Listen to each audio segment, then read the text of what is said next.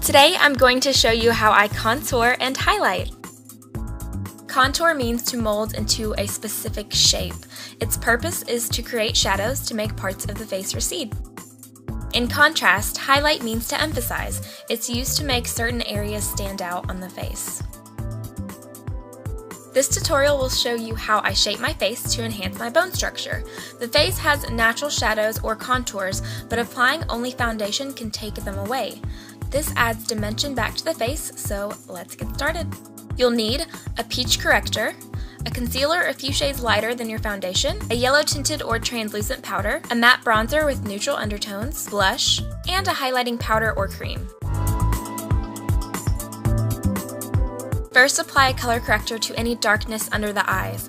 Highlighting without concealing dark circles first will create a gray shadow under the eyes and reverse the purpose of highlighting.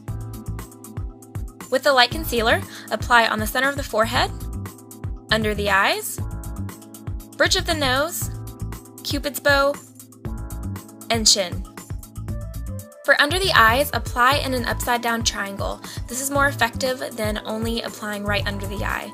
It gives you a more awake appearance and instantly lifts the face.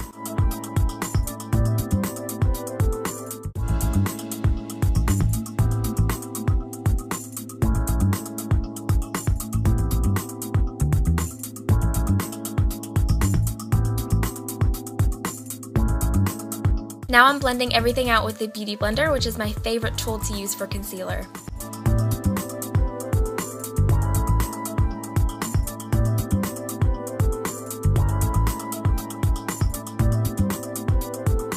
Next, take a yellow tinted powder to set the concealer. I'm packing it on heavily and then brushing off the excess.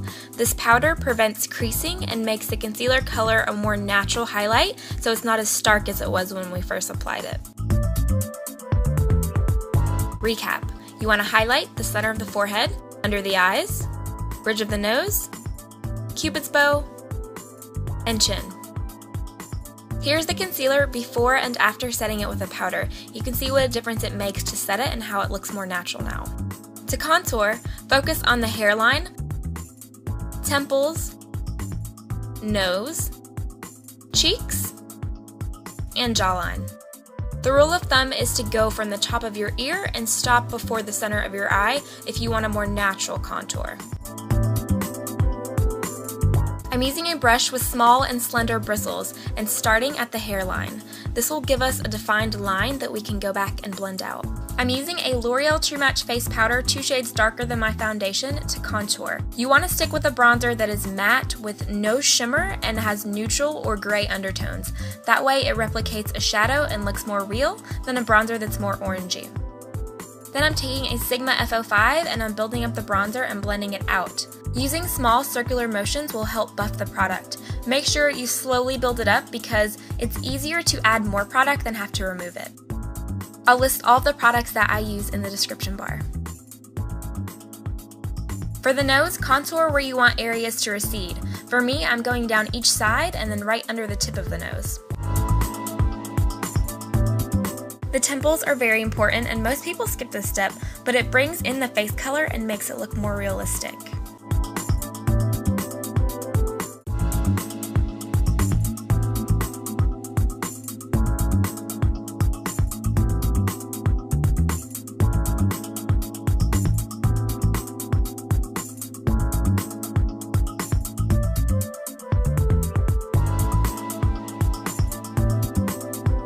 Recap.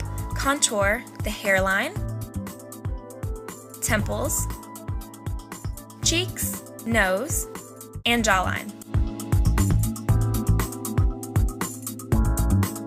For blush, you want to place it right above the contour, focusing at the hairline. If you want your face to appear more round, then apply blush to the apples of your cheeks only. After I apply, I flip my brush and make sure the bronzer and blush are blended together. You shouldn't be able to see a distinct line between the colors. Reverse contouring is a little trick I always do. Apply a tiny amount of concealer under your cheek contour for a more defined Kim Kardashian line. This also helps if you blended your bronzer too far down your face.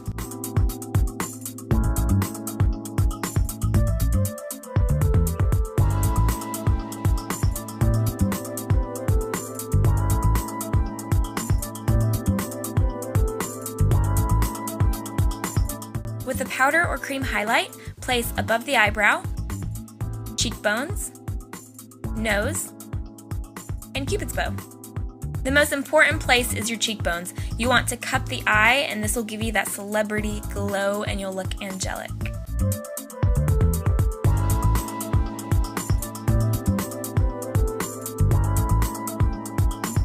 Applying highlight on the Cupid's bow creates an illusion of fuller lips, so I always do this as well. Look at the difference contouring makes.